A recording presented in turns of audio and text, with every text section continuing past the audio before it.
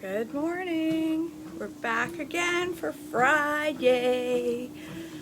It seems like it was just Friday. This week flew by, and I ain't mad about it. What is this stray hair I have going on right now? Anywho, all right. April 9th, day 91. All right, Hannah's prayer for a son. First, Samuel, yay! Oh, we started Samuel yesterday, and I just forgot. 1 Samuel 1, 9 through 18.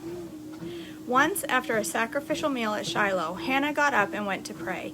Eli the priest was sitting at his customary place beside the entrance of the tabernacle. Hannah was in deep anguish, crying bitterly as she prayed to the Lord. And she made this vow, O Lord of heaven's armies, if you look upon my sorrow and answer my prayer and give me a son, then I will give him back to you. He will be yours for his entire life. And as a sign that he has decided to dedicate a sign that he has been dedicated to the Lord, his hair will never be cut. As she was praying to the Lord, Eli watched her. Seeing her lips moving around but hearing no sound, he thought she had been drinking. Must you come here drunk? He demanded. Throw away your wine. Oh, no, sir, she replied. I haven't been drinking wine or anything stronger, but Excuse me. I haven't been drinking wine or anything stronger, but I am very discouraged, as I was pouring out my heart to the Lord. Don't think I am a wicked woman, for I have been praying out of great anguish and sorrow. In that case, Eli said, Go in grace. May the God of Israel grant the request you have asked of him. Oh, thank you, sir, she exclaimed. Then she went back and began to eat again, and she was no longer sad. Samuel's birth and dedication, 1 Samuel 1, 19 through 28, which was around 1100 BC. The entire family got up early the next morning and went to worship the Lord once more. Then they returned home to Ramah. When Elkanah slept with Hannah, the Lord remembered her plea, and in due time she gave birth to a son. She named him Samuel, for she said, I asked the Lord for him.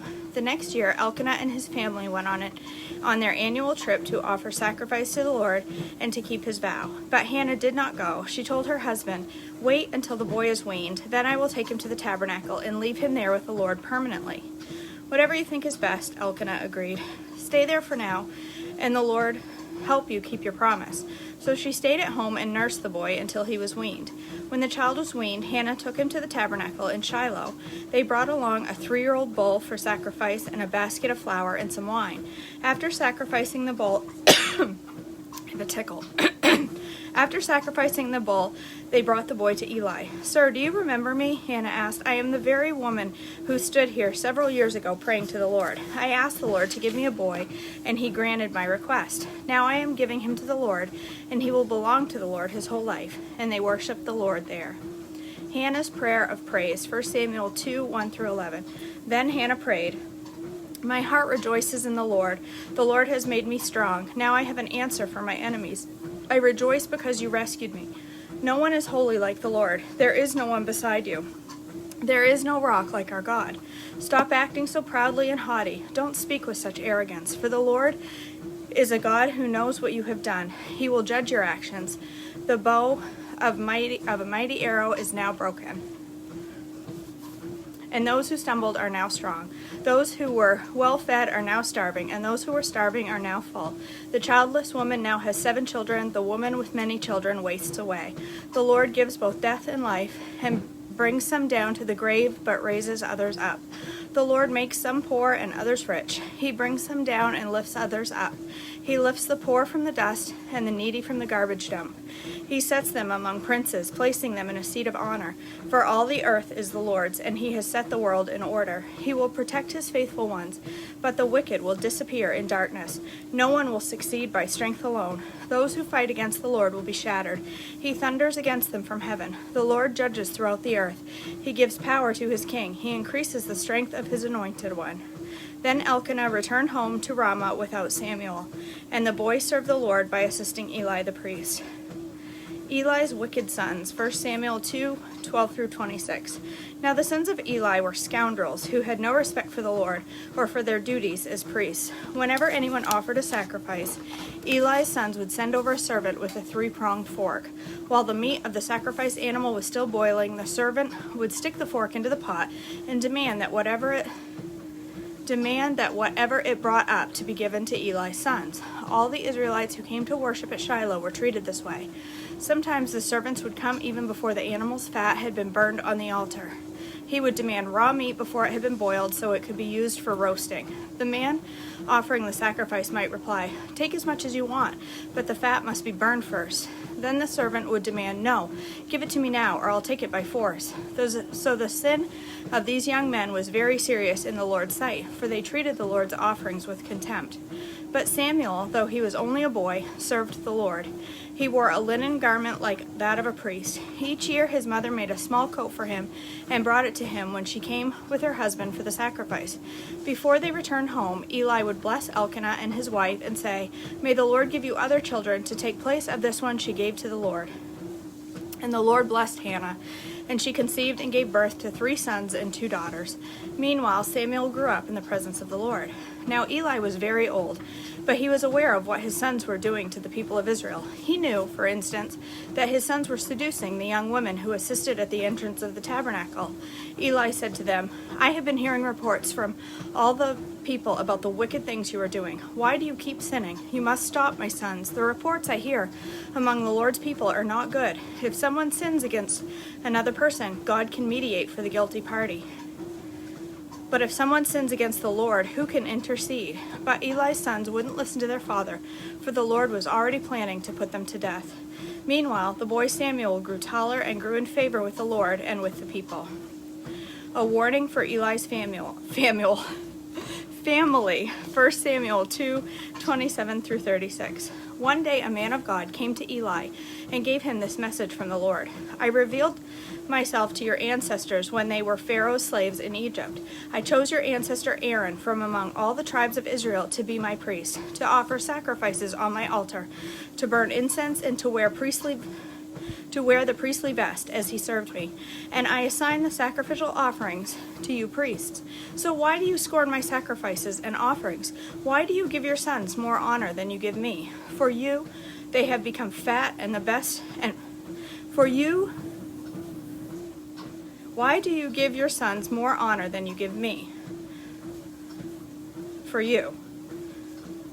I can't figure out that sentence. Why do you give your sons more honor than you give me? For you and they have become fat. There we go. For you and they have become fat from the best offerings of my people, Israel. I don't know why that was such a hard sentence, but it was. Therefore, the Lord, the God of Israel, says, "I promise that your branch of the tribe of Levi would always be my priests, but I will honor those who honor me, and I will despise those who think lightly of me. The time is coming when I will put an end to your family, so it will no longer serve as my priests. All the members of your family will die before their time. None will reach old age. You will watch with envy as I pour out prosperity on the people of Israel, but no members of your family will ever live out their days. The few not cut off from serving at my altar will survive, but only so their eyes can go blind and their hearts break, and their children will die a violent death. And to prove what I have said will come true, I will cause your 2 sons, Hophni and Phinehas, to die on the same day. Then I will raise up a faithful priest who will serve me and do what I desire. I will establish his family, and they will be priests to my anointed kings forever. Then all your surviving family will bow before him, begging for money and food. Please, they will say, give us jobs among the priests so we will have enough to eat." The Lord speaks to Samuel, 1 Samuel 3:1-14. Meanwhile, the boy Samuel served the Lord by assisting Eli. Now in those days, messages from the Lord were very rare, and visions were quite uncommon. One night, Eli, who was almost blind by now, had gone to bed. The lamp of God had not yet gone out, and Samuel was sleeping in the tabernacle near the ark of God. Suddenly, the Lord called out, "Samuel." "Yes," Samuel replied. "What is it?" He got up and ran to Eli. "Here I am. Did you call me?" "I didn't call you," Eli replied. "Go back to bed." So he did. Then the Lord called out again, "Samuel." Again, Samuel got up and went to Eli. "Here I am. Did you call me?" "I didn't call you, my son," Eli said. "Go back to bed." Samuel did not yet know the Lord, because he had never had a message from the Lord before. So the Lord called a third time, and once more Samuel got up and went to Eli. "Here I am. Did you call me?" It was probably more like, "Here I am. Did you call me?" after the third time. Then Eli realized it was the Lord who was calling the boy. So he said to Samuel, "Go and lie down again, and if someone calls again, say, 'Speak, Lord, your servant is listening.'" So Samuel went back to bed. And the Lord came and called as before, "Samuel, Samuel." And Samuel replied, "Speak, your servant is listening." Then the Lord said to Samuel, "I am about to do a shocking thing in Israel. I am going to carry out all of my threats against Eli and his family, from beginning to end. I have warned him that judgment is coming upon his family forever because his sons are blaspheming God, and he hasn't disciplined them. So I have vowed that the sins of Eli and his son will never be forgiven by sacrifices or offerings." It's not a good place to be, is it? Samuel speaks for the Lord. 1 Samuel 3:15 through 4:1a. Samuel stayed in bed until morning, then got up and opened the doors of the tabernacle as usual. He was afraid to tell Eli what the Lord had said to him, but Eli called out to him, "Samuel, my son." "Here I am," Samuel replied. "What did the Lord say to you? Tell me everything, and may God strike you and even kill you if you hide anything from me." So Samuel told Eli everything, and he didn't hold anything back. "It is the Lord's will," Eli replied. "Let him do what he thinks best." As Samuel grew up, the Lord was with him, and everything Samuel said proved to be reliable. And all of Israel, from Dan in the north to Beersheba in the south, knew that Samuel was confirmed as a prophet of the Lord. The Lord continued to appear at Shiloh and gave messages to Samuel there at the tabernacle, and Samuel's words went out to all of the people of Israel. The Philistines capture the ark, 1 Samuel 4:1b through 11. At that time, Israel was at war with the Philistines. The Israelite army was camped near Ebenezer, and the Philistines were at Aphek. The Philistines attacked and defeated the army of Israel, killing 4,000 men. After the battle was over, the troops retreated to their camp, and the elders of Israel asked, "Why did the Lord allow us to be defeated by the Philistines?" Then they said, "Let us bring the Ark of the Covenant of the Lord from Shiloh. If we carry it into battle with us, it will save us from our enemies." So they sent men to Shiloh to bring the Ark of the Covenant of the Lord of Heaven's armies, who is enthroned between the cherubim. Hophni and Phinehas, the sons of Eli, were also there with the Ark of the Covenant of God. When all of the Israelites saw the Ark of the Covenant of the Lord coming into the camp, their shout of joy was so loud it made the ground shake.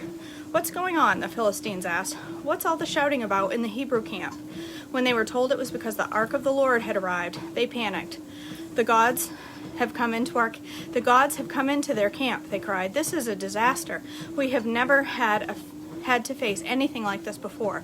Help! Who can save us from these mighty gods of Israel? They are the same gods who destroyed the Egyptians with plagues when Israel was in the wilderness. Fight as never before, Philistines. If you don't, we will become the Hebrew slaves just as they have been ours. Stand up like men and fight." So the Philistines fought desperately, and Israel was defeated again. The slaughter was great.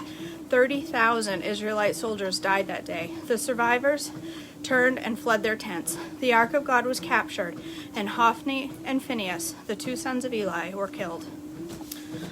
There we go. That's it for day 91. I love the book of Samuel. I love the story books like this. I think they're so good. I love to read them. They're so fun to read. And even though it's been years since I read the Bible from beginning to end, years. And the first time I did it, I wasn't really,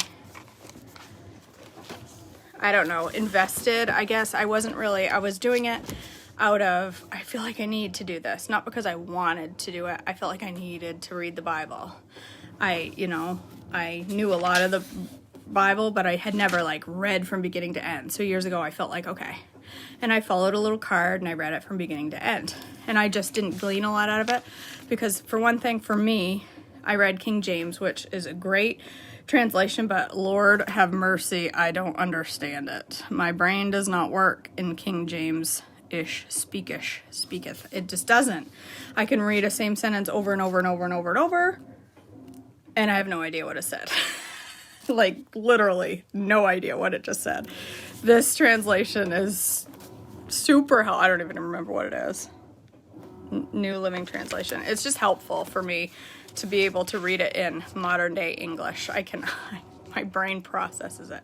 So I'm really enjoying reading through this. Anyway, I'm just babbling at this point.